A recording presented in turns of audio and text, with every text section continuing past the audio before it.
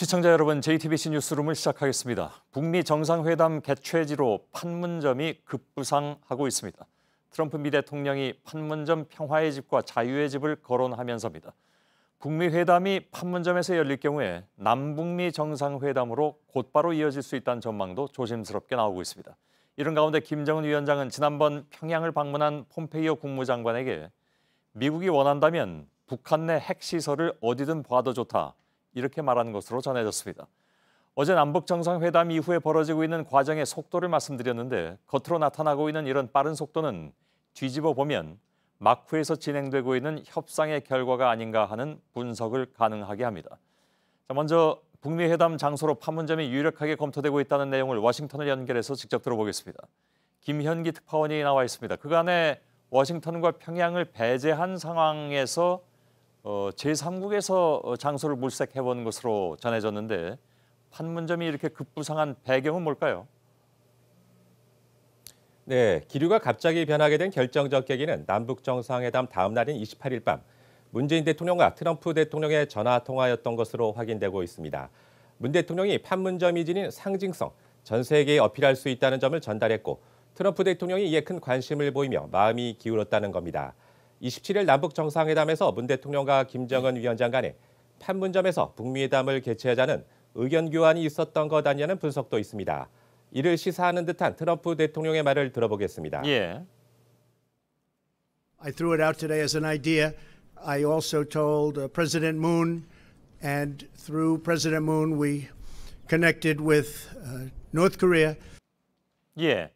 잘 들었는데, 트럼프 대통령이 남북 정상회담의 주요 장면을 생중계로 지켜보면서 북미 정상회담의 모습을 미리 그려봤다, 이런 얘기도 나오더군요.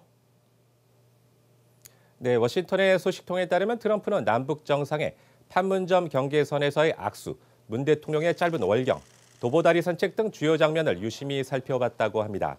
CNN 등 전 세계 언론이 거의 실시간으로 판문점 상황을 전하며 그 상징적 의미를 부각하는 것에 큰 관심을 보였다고 했습니다. 예.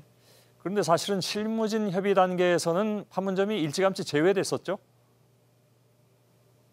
네, 그렇습니다. 남북 정상회담이 이루어지는 곳인데다 숙박을 해야 하는 서울과의 동선 확보가 우선 지적됐습니다.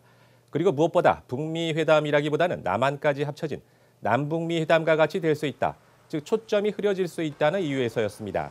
그러나 이런 판단은 판문점발 생생한 화면을 보기 전의 상황이었다고 뉴욕타임스는 분석했습니다. 예. 남북 판문점 회담의 파장이 컸던 만큼 북미 정상회담을 하기에 안성맞춤이라는 쪽으로 트럼프 개인의 생각이 급변했다는 겁니다. 예. 또한 상대적으로 경호하기에 용이하다는 점도 장점으로 거론됩니다.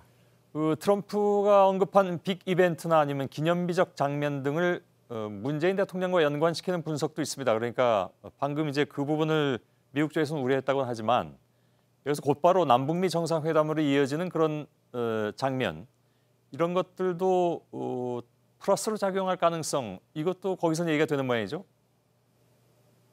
네, 그렇습니다. 워싱턴에선 판문점에서 북미 정상회담을 할 경우 문재인 대통령이 중간에 깜짝 합류하며 극적 효과를 노리는 기념행사가 있을 수 있다고 보고 있습니다.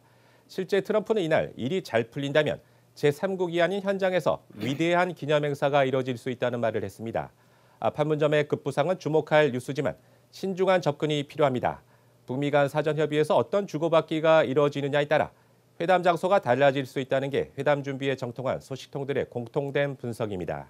예. 워싱턴에서 김현기 특파원이었습니다.